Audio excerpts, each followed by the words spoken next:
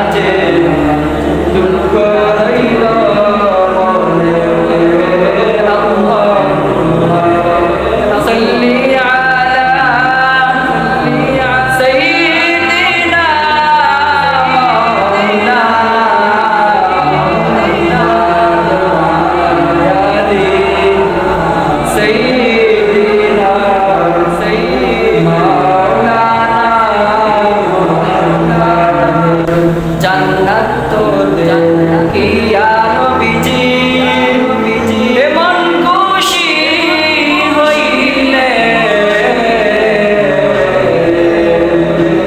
নেককার বান্দার জন্য আল্লাহ কত সুন্দর বানালেন। আল্লাহুম্মা সাল্লি আলা সাইয়্যিদিনা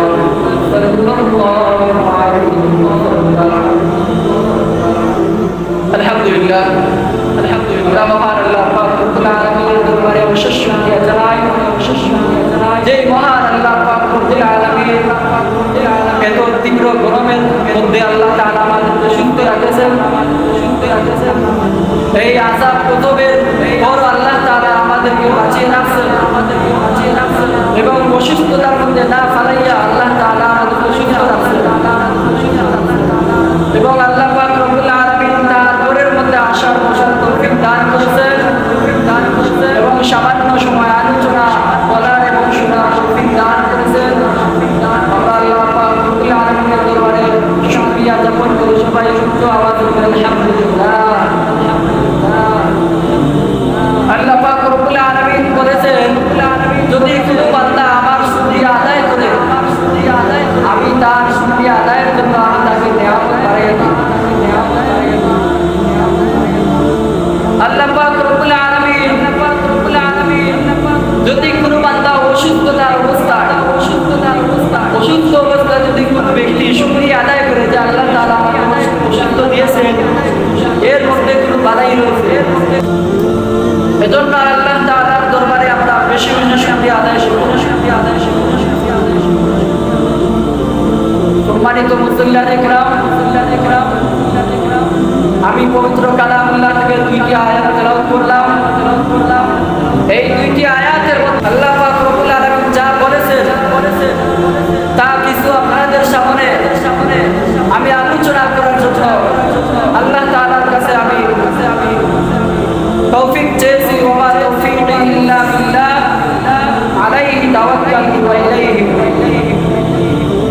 মহান আল্লাহ পাক রব্বুল আলামিন তার কোরআনের মধ্যে বলেন ইন্নাল্লাযীনা কাফারু বা'দা ঈমানিহিম ফাযদাদু কুফরান লাহুম তুকবাল তাওবাতুহুম ওয়াল্লাহিনা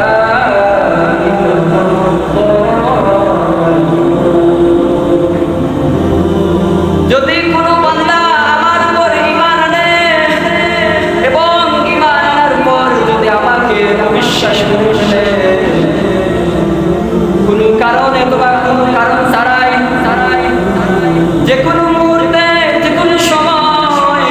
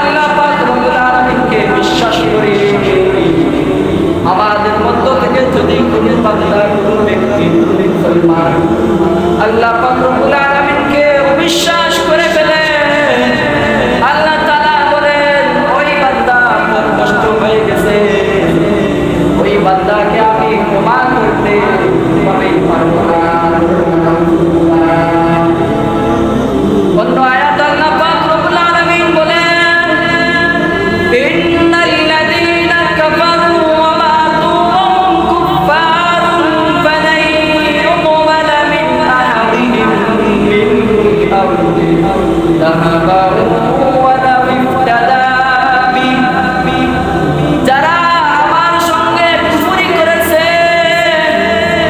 যারা আমার সঙ্গে বেঈমানি করেছে, আমি ওই সমস্ত বান্দাদেরকে কোনোভাবেই ক্ষমা করব না। আর ওই সমস্ত বান্দাদের জন্য পরকালের জিন্দেগিতে এমন শাস্তিদায়ক যন্ত্র সৃষ্টি করে রেখেছে। আল্লাহ পাক রব্বুল আলামিন বলেছেন, ওই সমস্ত যন্ত্রের মধ্যে যখন তাদেরকে ফেলা হবে, তাদের জন্য কোনো সাহায্যকারীও থাকবে না, তাদের জন্য কোনো সুপারিশকারীও থাকবে না। আর ওই দিন আমি ওই বান্দাকে ক্ষমা করব না। আল্লাহ পাক রব্বুল আলামিন বলেছেন, আল্লাহ তাআলার সঙ্গে কুফরি করা যাবে না। আল্লাহ তাআলার সঙ্গে যদি কোনো ব্যক্তি কুফরি করে ফেলে, তাহলে সাথে সাথে সে বেঈমান হয়ে যায়। যদিও সে ঈমানদার থাকে, পরিপূর্ণ মুসলমান, সে যদি কুফরি করে ফেলে আল্লাহর সঙ্গে, সাথে সাথে ওই ব্যক্তিটা বেঈমান হয়ে যায়, অর্থাৎ কাফিরদের কাতারের মধ্যে তার নাম হয়ে যায়।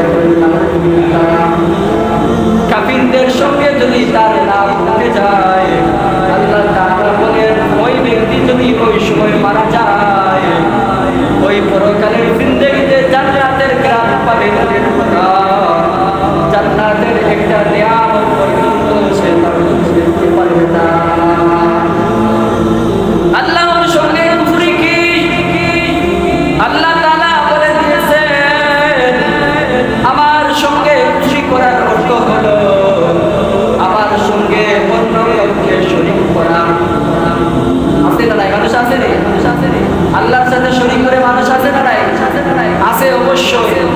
অনেক মানুষ আছে, বাজারের মধ্যে যায়, বাজারের মধ্যে গিয়া বলেছে বাজার পূজারি করে, যে বলে তার ওই মাজারি নাকি তাকে সমস্ত কিছু দিবে, বলে তার আলহামদুলিল্লাহ। আল্লাহ তাআলা সৃষ্টি করেছেন, সে আল্লাহর নিয়ামত না করে বাজারের মধ্যে গিয়ে ভিক্ষা চায়, বলে বাবা আমাকে কিছু দাও, সন্তান দাও, টাকা দাও, পয়সা দাও, খাবার দাও। এইগুলো হচ্ছে কুফরি। বাজারের মধ্যে গিয়ে আল্লাহর সঙ্গে কুফরি করা যাবে না। এজন্য আল্লাহ পাক রব্বুল আলামিন বলেছেন, ইন্নাল্লাযীনা কাফারু ওয়া মাতু কুফার, যারা আমার সঙ্গে অন্য কাউকে শরীক করবে, তারা সাথে সাথে কুফরির মধ্যে লিপ্ত হয়ে যাবে। আর কুফরির মধ্যে লিপ্ত হওয়ার পর সেই বান্দা আর মুসলিম থাকতে পারে না, সাথে সাথে সে বেঈমান হয়ে যায়। আর ওই ব্যক্তিটা যদি মারা যায়, বেঈমান হয়ে মারা যাওয়ার পর তার জন্য সুপারিশকারী থাকবে না, তার জন্য সাহায্যকারীও থাকবে না।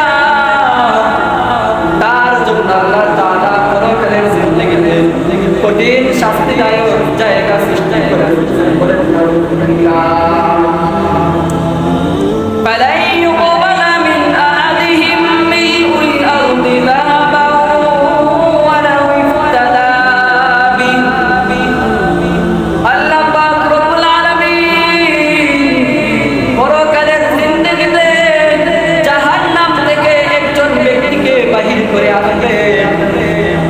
জাহান্নাম থেকে একজন ব্যক্তিকে বাহির করার পর তাকে কিছু কথা জিজ্ঞাসা করবেন।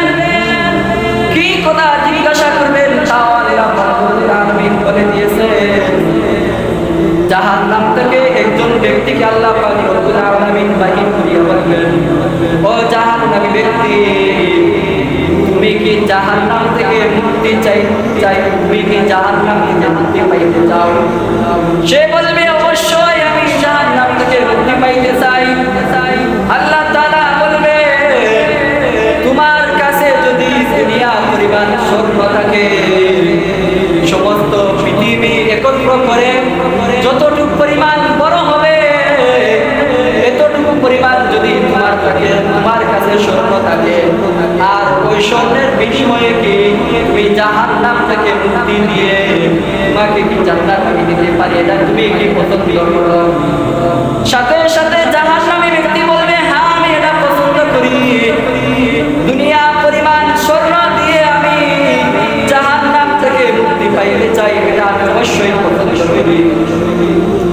এবার আপনারা বলেন জাহান্নাম থেকে মুক্তি পাওয়ার জন্য যদি কোনো ব্যক্তি পরকালের জিন্দেগিতে যাওয়ার পর স্বর্ণ পরিমাণ দুনিয়া পরিমাণ স্বর্ণ যদি আল্লাহ তাআলাকে দিতে চায়, এগুলো পাইবে কোথায়? পাইবে স্বর্ণ পরিমাণ দুনিয়ার পরিমাণ স্বর্ণ যদি আল্লাহ তাআলা জাহান্নামী ব্যক্তিকে এনে বলবেন যে তোমার কাছে যদি দুনিয়া পরিমাণ স্বর্ণ থাকে আর ওই স্বর্ণের বিনিময়ে তুমি জাহান্নাম থেকে মুক্তি দিয়ে তোমাকে আমি জান্নাত দিতে চাই, এটা কি তুমি পছন্দ করো?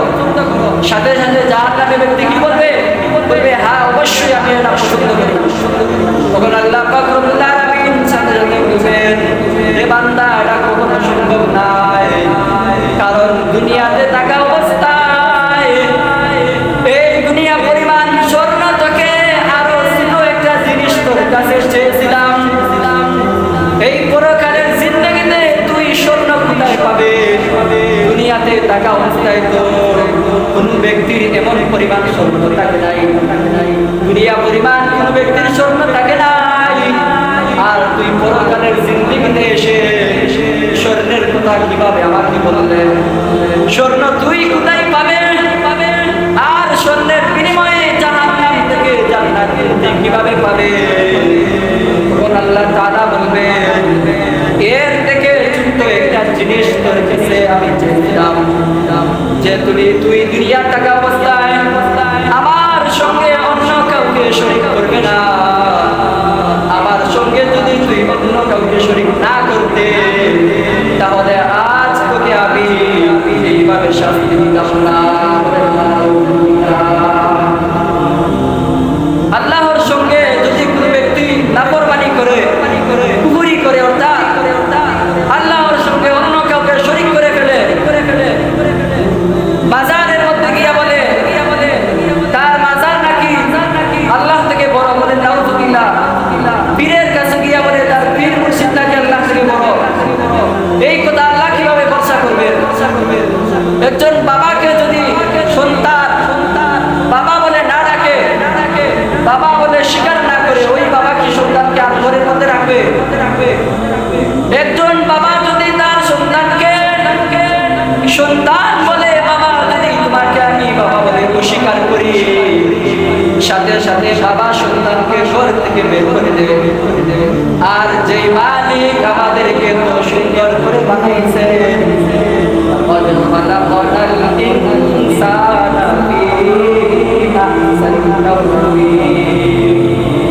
এত সুন্দর করে আল্লাহ তাআলা মানুষদেরকে বানিয়েছেন, দুনিয়ার অন্য কোনো জাতিকে আল্লাহ তাআলা সুন্দর করে বানান নাই, মানুষ জাতিকে আল্লাহ এত সুন্দর করে বানিয়েছেন আর এত সুন্দর সুন্দর নিয়ামত দিয়েছেন।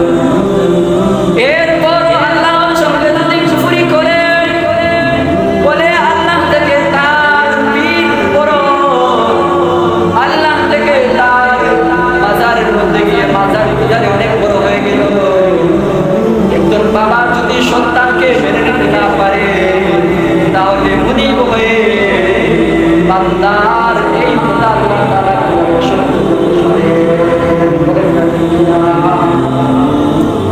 আল্লাহ তাআলা এত সুন্দর করে বানানোর পর যদি কোনো ব্যক্তি আল্লাহর সঙ্গে অন্য কাউকে শরীক করে, আল্লাহ তাআলা এই কথা কোনোভাবেই পছন্দ করেন না। শুধু তাই নয়, আল্লাহ এই কথা মেনে নিতে পারেন না।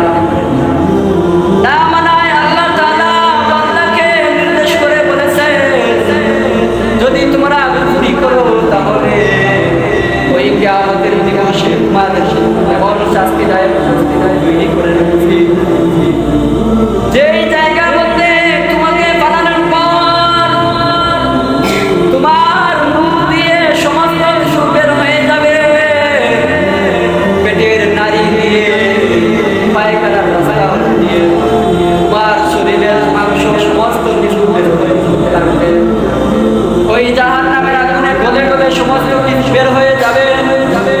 আবার আল্লাহ পাক রব্বুল আলামিন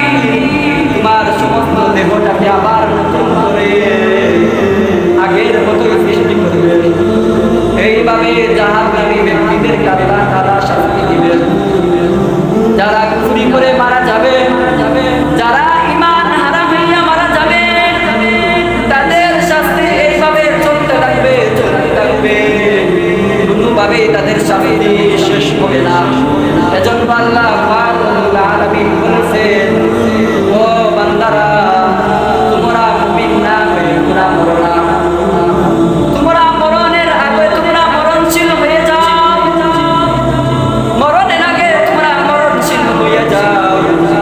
কারণ যদি কোনো ব্যক্তি মৃত্যুর আগে সে বলে আমার মৃত্যু হয়ে গেছে, অর্থাৎ আমার মৃত্যু হয়ে গেছে, যদি কোনো বান্দা দুনিয়াতে থাকা অবস্থায় এই কথা বলতে পারে, সে দুনিয়াতে আছে কিন্তু সে নিজে অনুভব করতেছে আমার মৃত্যু হয়ে গেছে, তাহলে ওই বান্দা কোনোভাবে বেঈমান হতে পারে না, কারণ সে নিজেই বলতেছে তার মৃত্যু হয়ে গেছে।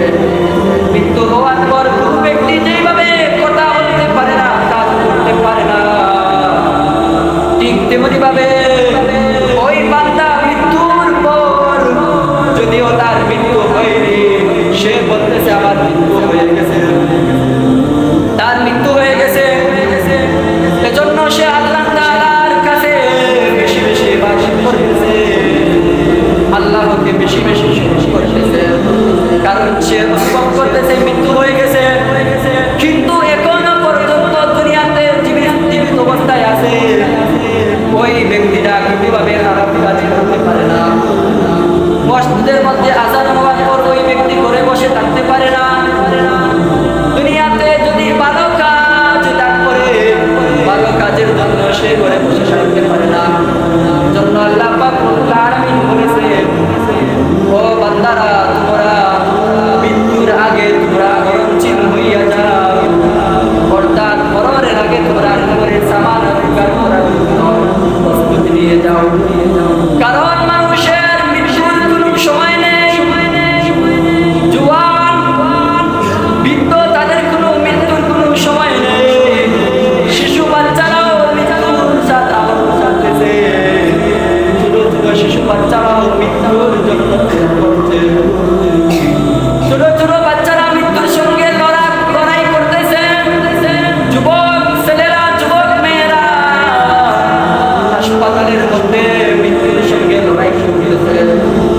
আর বৃদ্ধ লোকেরা তাদের জন্য মৃত্যুর ভয় বলতেই হয় না, কখন মৃত্যুর ডাক আসবে কেউ জানে না।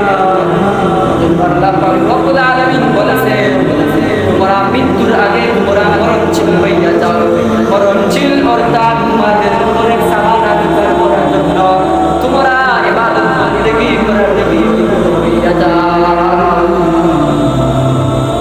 যদি কোনো বান্দা আল্লাহ তাআলার ডাকে সাড়া দেয়, আল্লাহ তাআলা বলেছেন, কোনো বান্দা যদি আমাকে আল্লাহ বলে একবার ডাক দেয়, আমি ওই বান্দার ডাকের সাড়া আমি ৯৯ বার জবাব দেব।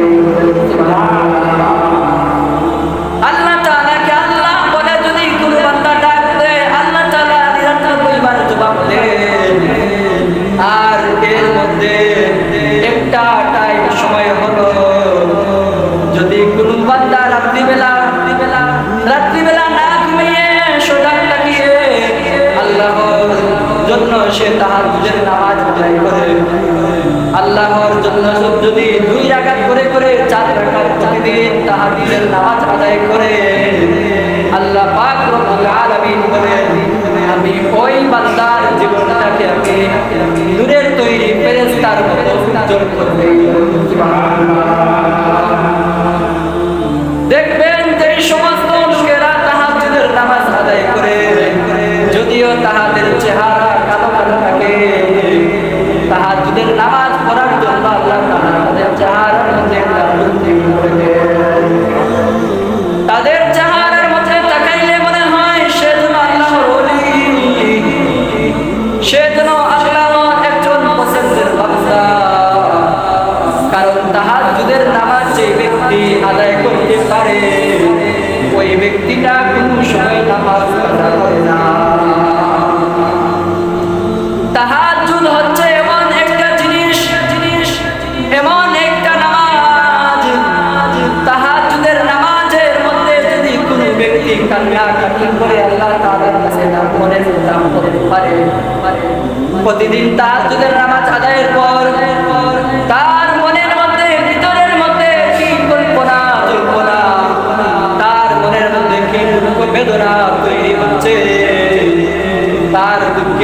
জিন্দেগিটা যেন বরবাদ হয়ে যাচ্ছে। দুনিয়াতে বাঁচাচ্ছে না বাঁচাই ভালো এই অনুভব করতেছে। আল্লাহর কাছে যদি তাহাজ্জুদের নামাজ আদায় করে তাহলে সাথে সাথে আল্লাহ রাব্বুল আলামিন তার জিন্দেগিটারে উজালা করে দিবেন। সুবহানাল্লাহ। এজন্য ভাই ও বন্ধুরা, আল্লাহ পাক রব্বুল আলামিন বলেছেন তোমরা আমার সঙ্গে কুফরি করো না, তোমরা আমার সঙ্গে অন্য কাউকে শরীক করো না, এবং তোমরা অমুসলিম অবস্থায় মৃত্যুবরণ করো না, বেঈমান হইয়া মৃত্যুবরণ করো না। যদি কোনো মুসলমান আল্লাহর সঙ্গে অন্য কাউকে শরীক করে ফেলে, ওই মুসলমান সাথে সাথে সে অমুসলিম হইয়া যায়। সে যদিও ঈমানদার থাকে, তার ঈমান চলে যায়।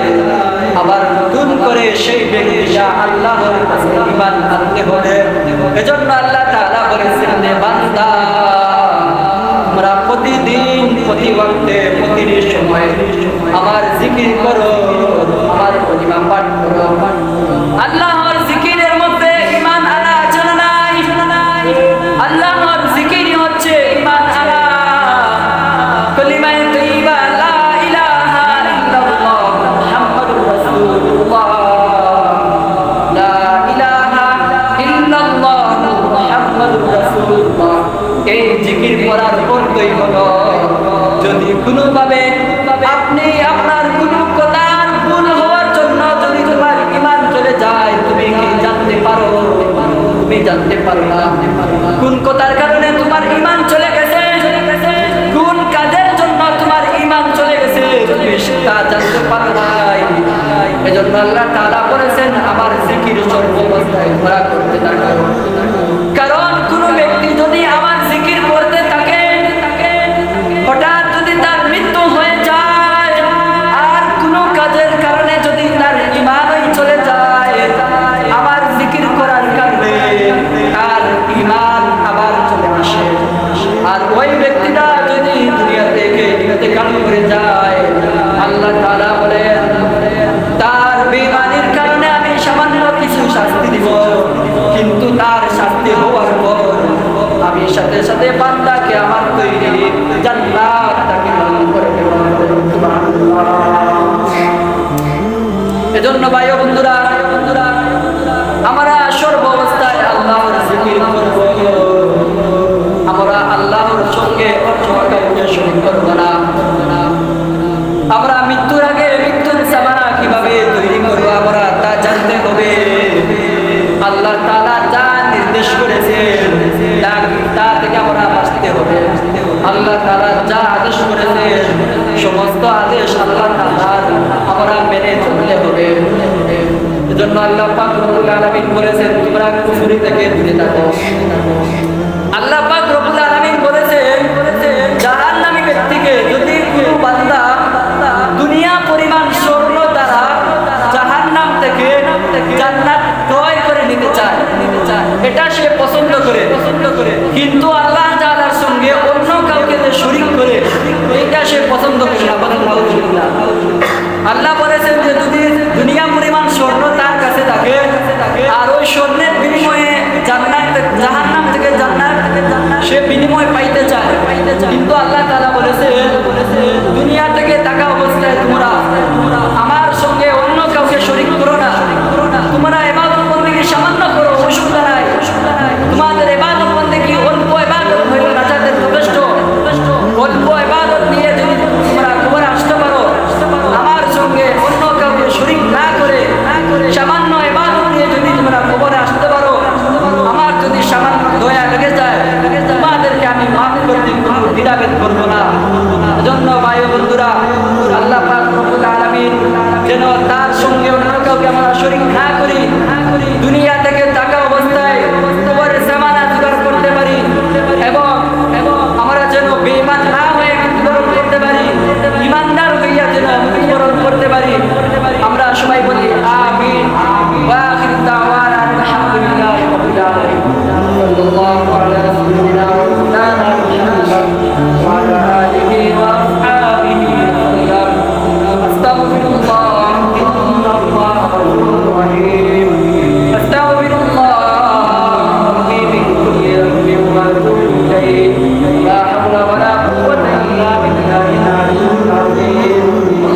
آمين الحمد لله الذي هدانا لهذا وما كنا لنهتدي لولا أن هدانا الله وقد جاءت ربنا بالحق ربنا ظلمنا أنفسنا وإن لم تغفر لنا وترحمنا لنكونن من الخاسرين ربنا إننا سمعنا مناديا ينادي للإيمان أن آمنوا بربكم فآمنا ربنا فاغفر لنا ذنوبنا وكفر عنا سيئاتنا وتوفنا مع الأبرار ربنا اصرف عنا عذاب جهنم إن عذابها كان غراما إنها ساءت مستقرا ومقاما الله خير حافظا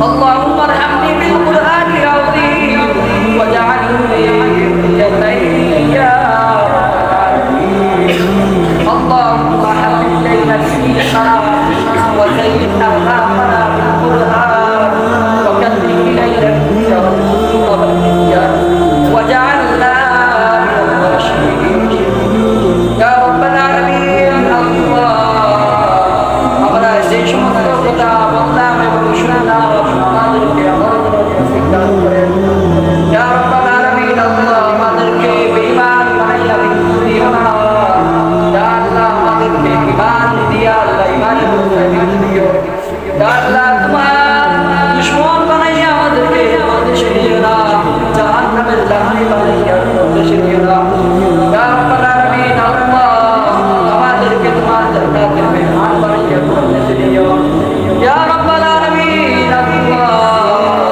আমাদেরকে তোমরা ইয়া আল্লাহ আমরা যত ভুল করেছি আমাদের সমস্ত ভুলকে ক্ষমা করে দাও ইয়া রাব্বাল আলামিন আমাদের মধ্যে যত বিমারি আছে সমস্ত বিমারির মধ্যে বেকার রাজ্যের শিফা দান করে দাও ইয়া আল্লাহ আমরা যারা সুস্থ আছি আমাদেরকে সুস্থতা দান করো অসুস্থর মধ্যে সবাইকে ঈমান পরীক্ষা দিয়ে দিও ইয়া আল্লাহ আমাদের হায়াতের মধ্যে বরকত দান করো হালাল রুজি করার তৌফিক দান করো ইবাদতের মধ্যে আল্লাহ বরকত দান করো ইয়া আল্লাহ আমরা যারা আল্লাহ এই মুহূর্তে হাত তুলেছি আল্লাহ ভাই বাবার আল্লাহ মাফ করে দাও ইয়া আল্লাহ যাদের ভাই বাবা নাই তাদের মা বাবার জন্য জান্নাতুল বাগিচা বানিয়ে দাও যাদের ভাই বাবা আছে প্রত্যেকের মা বাবার দান করো ইয়া আল্লাহ আমাদের সবাইকে আল্লাহ করে দেওয়ার করে সামানাত দান করো ইয়া আল্লাহ আমাদের সবার আমাদের